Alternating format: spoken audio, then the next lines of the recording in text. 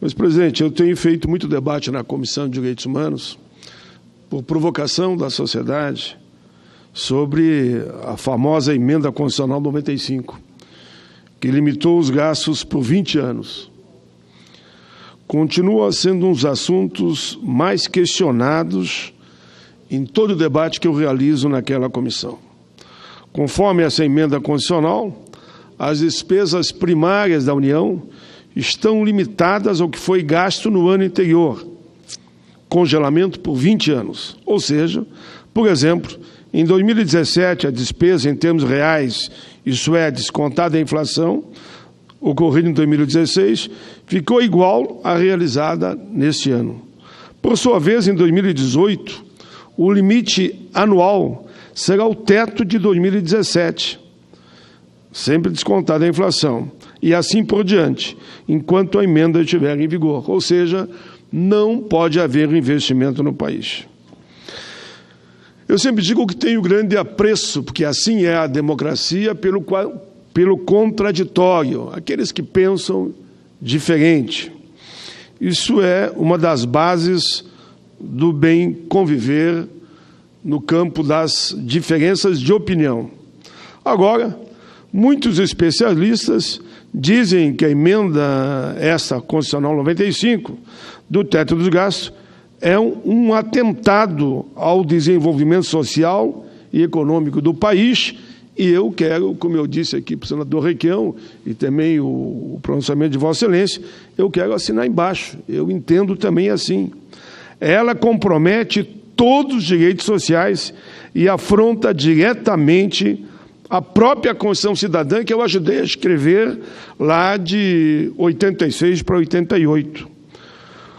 Compromete gravemente o atendimento dos direitos sociais previsto no artigo 6º.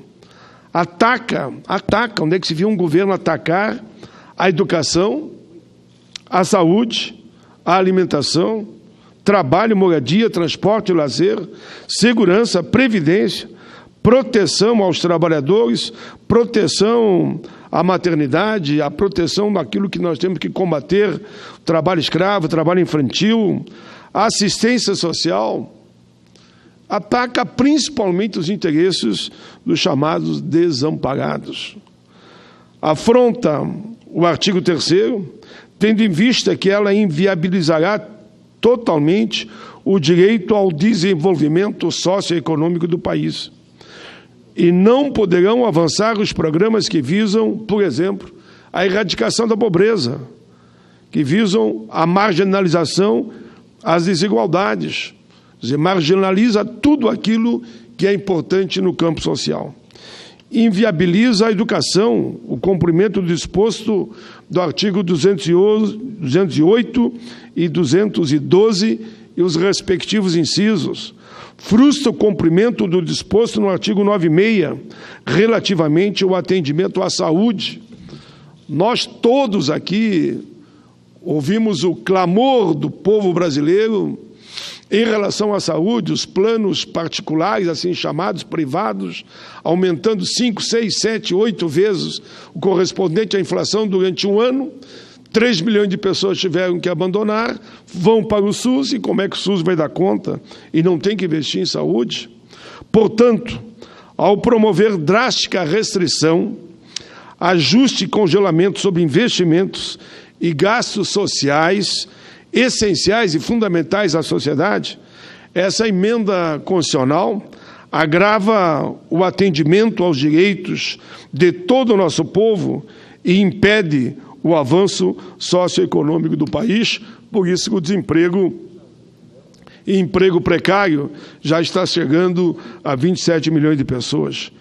De acordo com a projeção realizada pela ONU, até o ano de 2030, a população brasileira deverá aumentar 20,8 milhões, saindo, como a gente fala, de 200 e poucos milhões para 208 milhões, passando precisamente, pelos cálculos feitos, a 228,6 milhões de pessoas. Mas era até pouco tempo 200 milhões. Vamos pagar 228,6 milhões. E como é que você não vai investir? em habitação, em saúde, em infraestrutura, em renda. Como não? Porque se investe, gera renda, porque tem mais pessoas trabalhando, recebendo e consumindo. Teremos, portanto, uma população maior e um atendimento menor. O prejuízo social é iminente e gravíssimo. Por isso que a violência aumenta em todo o país. Senador Jorge Viana, não é só no seu estado, eu vi ontem o senhor aqui falando, é em todos os estados, inclusive no Rio Grande do Sul.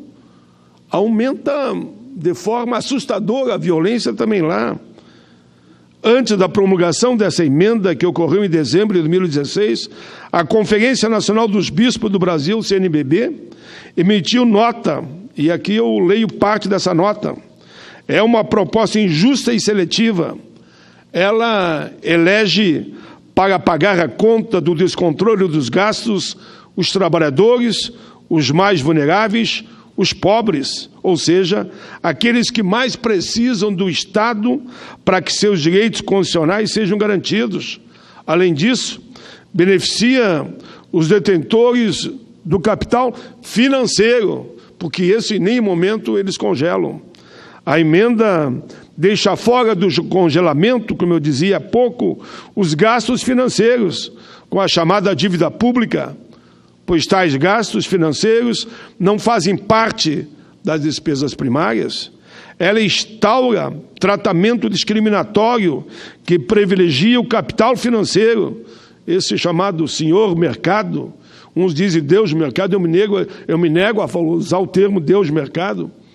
Teria que usar a palavra, então, diabo do mercado, que nem hoje um grande analista falou lá na Comissão de Direitos Humanos.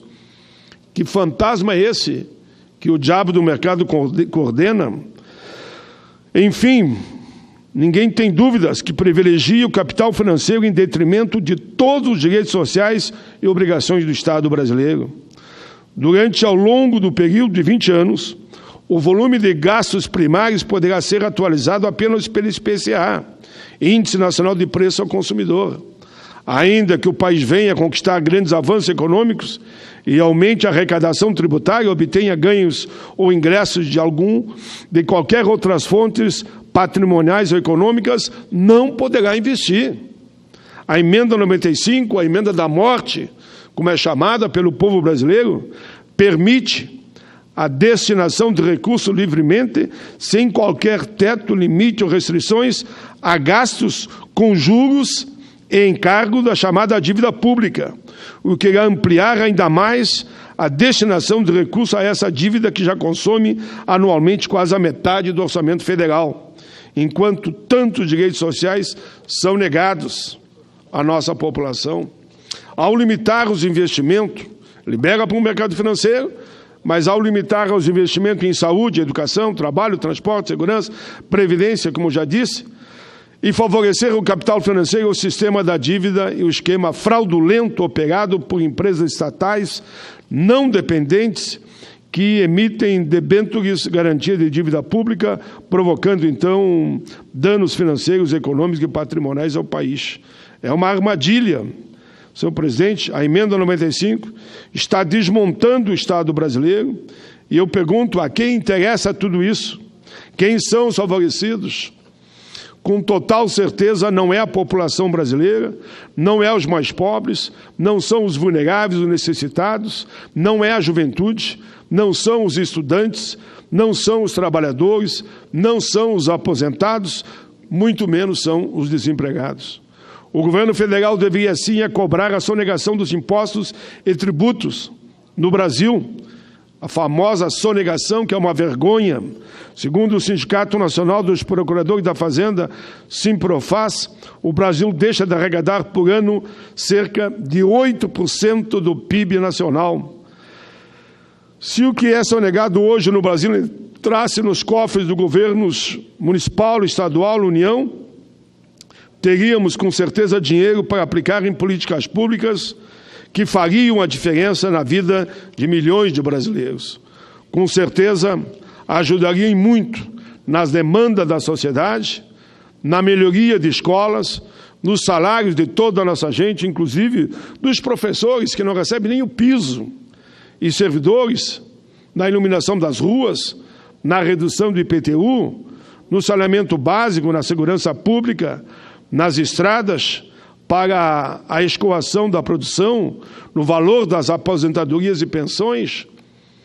É nessa crise, que, por falta de investimento, que nós estamos percebendo que aqui no próprio Senado da República querem reduzir o ticket alimentação dos terceirizados, que é R$ 31,5 para R$ 22,00, diminuir R$ 10,00.